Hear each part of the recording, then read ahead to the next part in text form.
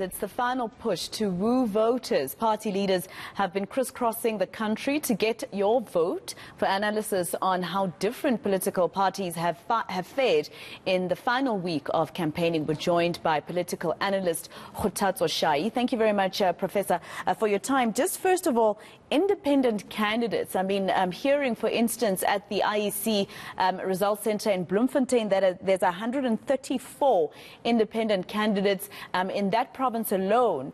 It seems these elections will be quite interesting when it comes to those candidates. Good afternoon, colleagues and the viewers at home. Indeed, you are very right to say this round of local government elections are likely to serve as a litmus test or rather a turning point in terms of the composition of our local government, because nationally you actually have realized that we've got over 1,500 independent ward councillor candidates, which is actually a doubled number compared to the previous elections in the year 2006. But what does this proliferation of independent candidates means for us? It is actually an expression of the loss of confidence in the major political parties in the country.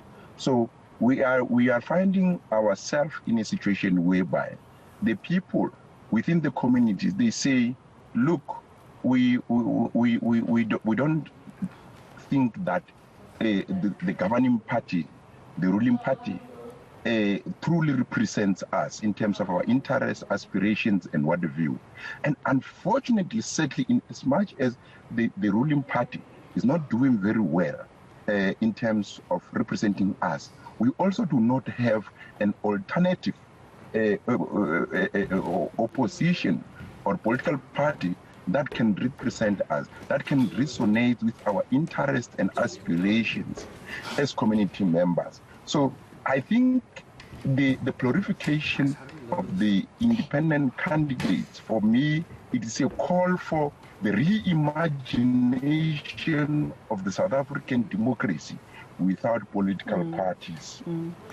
Now, Kgothatso, tell me a little bit more about the fact that people are migrating, for instance, to this specific political party that is called the service delivery formation, especially in the Northwest. I mean, the number of people that have moved from the ANC in the Northwest to join this particular party is going on to hundreds. What does this mean specifically for the Northwest province and the ANC? Yes, indeed. This does not come as a surprise for me. It is a manifestation of the abortion of democratic practices within our political parties, not only in the ANC. But this is happening across the political spectrum. If you have actually noticed, the majority of the independent ward candidates, they emanate from the major political parties, particularly the ANC and also the Democratic Alliance. Look very quickly, you look at just across almost all the provinces, including Limpopo, in Northwest, there has been an outcry that the different levels, especially at the regional level, in certain instances, it has tempered with the preferences of the majority of the people. I'm trying to say that you will remember that in terms of forwarding candidates, of late, in terms of the guidelines of the agency, what happens is that the agency convenes its political party gathering wherein internal processes unfold and they are allowed to nominate candidates. But these candidates, before they can be included in the final list to be submitted to the IEC, they need to be endorsed in community meetings, because the ANC, ideally, it had planned that it will want almost all its candidates to enjoy the support of community meetings, because in the past the ANC has realized that the whole notion of the ANC internally deciding on its candidate and imposing them on the communities have not worked well. You will remember the case of Tshwanwe in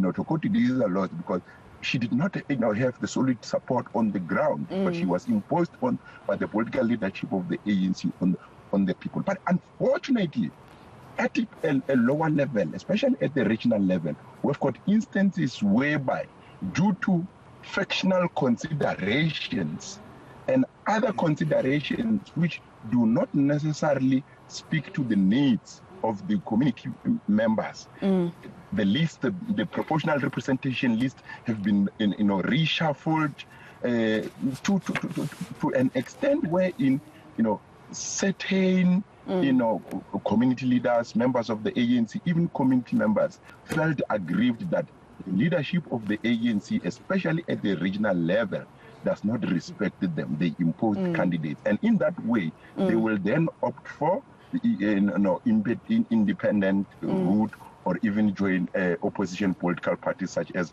the Forum for Service Universal.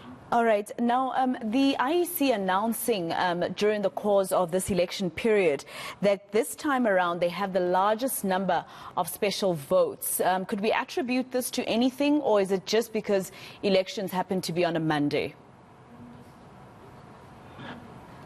Yes. Look, I think for me, really, you will actually have noticed that in the past, generally, in the country, we have experienced what is known within political science, political cycles, as voter apathy. In the past, we've experienced just lack of interest on electoral processes, but not only in terms of special, but even by the youth. But the year 2021 is quite different. Even in terms of the turnout, we are likely to see a higher turnout in terms of the voters. And this can be explained by several factors. Typical of the development of democracies in all independent African nation states, you will actually have realized that research shows that when liberation movements, reaches the age of between 25 and 30, being in governance, in governance, they start to experience serious challenges in terms of unity, cohesion.